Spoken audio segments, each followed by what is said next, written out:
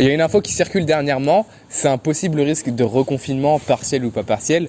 Dans cette vidéo, je veux te parler déjà premièrement du premier qui a eu lieu, qui a eu un impact très psychologique et comment moi je l'ai ressenti et que je l'ai vécu parce que j'étais tout seul surtout. Après je veux pas me plaindre, hein, mais voilà.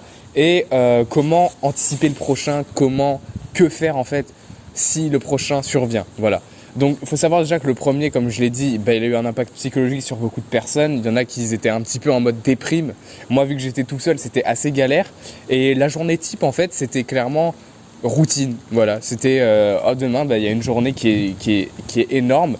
Et il y a beaucoup de personnes en fait qui étaient contentes au début, puis au fil du temps en fait ça devenait vraiment très très chiant. Et puis même si on pouvait sortir 1 heure, ça devenait insoutenable. Comme quoi le travail a vraiment une bonne qualité, c'est que ça empêche l'ennui. Bien sûr l'ennui c'est pas quelque chose qui est fatal. Il y a des choses qu'on peut faire quand on s'ennuie.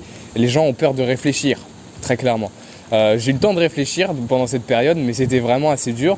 J'avais pris des décisions aussi, donc ça accentuait bien le truc. Mais voilà, comment on peut faire pour finalement, au prochain confinement, parce que je pense qu'il y en aura un, mais c'est pas vraiment la chose horrible, comment on peut faire pour que ça se passe bien? Si tu me suis sur Instagram, normalement j'ai posté aujourd'hui, normalement je poste en même temps que cette vidéo, je parle du possible risque de reconfinement et qu'est-ce qu'on pourrait faire. Déjà je pense qu'il faut avoir un état d'esprit qui est assez solide pour ça. C'est pas quelque chose qu'on peut faire, si on se dit que ça va être horrible, ça va l'être, ça c'est sûr. C'est déjà ça part du point de vue psychologique et pour moi il faut faire un travail sur soi très clairement. Beaucoup de gens voient ça comme un truc genre oh, c'est une secte. Mais je pense que le travail sur soi, ça peut être assez puissant, surtout en période de confinement. Ça peut permettre ensuite, dès qu'on sort du confinement, d'être beaucoup plus solide mentalement parce que ça a été quelque chose qui aura été assez impactant au point de vue psychologique. Qu'est-ce qu'on peut faire d'autre aussi pendant un confinement? Du sport.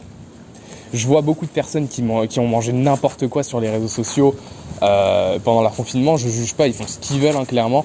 Mais c'est pas parce que les salles de sport, elles sont fermées qu'il faut arrêter le sport. Et même si c'est un peu de sport, une fois tous les 2 jours, 7 minutes, je sais pas, moi c'est ce que je fais en ce moment, je fais une séance de 7 minutes, je mets 7 minutes, je fais une improvisation d'exercice de sport, il n'y a pas d'excuse à ça. Donc il faut vraiment prendre soin de soi pendant ce confinement et il faut aussi prendre du temps pour, on va dire, faire de l'exercice. Parce qu'on va rester en fait un petit peu dans notre zone de confort pendant ce confinement. Ce qui peut te permettre de survivre, on va dire, pendant ce confinement, si tu le vois vraiment comme quelque chose d'horrible, c'est de fixer des objectifs. Fixe-en-toi un, tu sais, le gars il n'arrive pas à parler, pour une période de 1 mois par exemple, et ensuite tu te dis qu'est-ce que je veux faire cette semaine par rapport aux objectifs que j'ai notés. Et tu remplis ton temps avec ça. Je ne dis pas de remplir heure par heure parce que moi au bout d'un moment ça me saoulait trop et j'étais trop perfectionniste. Mais organiser et remplir ses journées, c'est la meilleure chose à faire pendant son confinement. Qu'est-ce que tu peux faire d'autre concrètement? Et ça, c'est la clé essentielle là-dedans. C'est pour pas avoir tout ce qui te parasite par rapport au coronavirus, le bilan, machin truc. Et je sais que ma mère faisait énormément ça. Tu coupes la télé et t'arrêtes de regarder les infos. Limite, tu peux aller sur internet, tu regardes un article, ça dure 2 minutes, tu vois les bilans, ou tu regardes des chaînes. Moi, j'en connais une qui s'appelle Hugo Décrypte, qui fait très bien son taf. Je sais pas comment on peut dire ça, mais ces vidéos durent pas très longtemps. Comparé aux infos, c'est toute la journée, tu te rends compte. Donc, c'est sûr qu'on va parler que de ça toute la journée, et c'est le rôle des médias. C'est d'avoir un maximum d'audience et le cerveau il est attiré par ce qui va mal. Donc coupe cette télé un peu et va à tes occupations à toi. De toute façon s'il y a une grosse nouvelle, soit tu l'auras par le bouche à oreille ou soit tu l'auras finalement via internet sans même le chercher comme moi je l'ai eu. Sinon concrètement qu'est-ce que tu peux faire pendant ce confinement aussi? C'est contacter un maximum de proches si tu es tout seul ou alors si tu as de la famille. Franchement, je vais te dire un truc, il n'y a pas à se plaindre. Si vraiment tu es collé à eux, va dans une autre pièce, hein, clairement. Et tu peux faire ça, je pense. Si vraiment vous êtes confiné dans une petite pièce comme ça, vous n'êtes pas obligé forcément d'être tout le temps ensemble, de faire toujours des activités. Je pense notamment au couple. Moi, j'ai pas vécu ça. Au contraire, je voyais même pas ma chérie. Mais il y en a, ils ont vécu tellement ensemble qu'ils ont divorcé, clairement. Il y a eu un gros bilan. Je sais plus si c'était en Chine, voilà, où il y a eu un gros boom des divorces. C'était assez énorme. Donc si vous êtes ensemble, vraiment, faites les activités séparément, même si vous êtes à côté. vous pouvez faire ça clairement.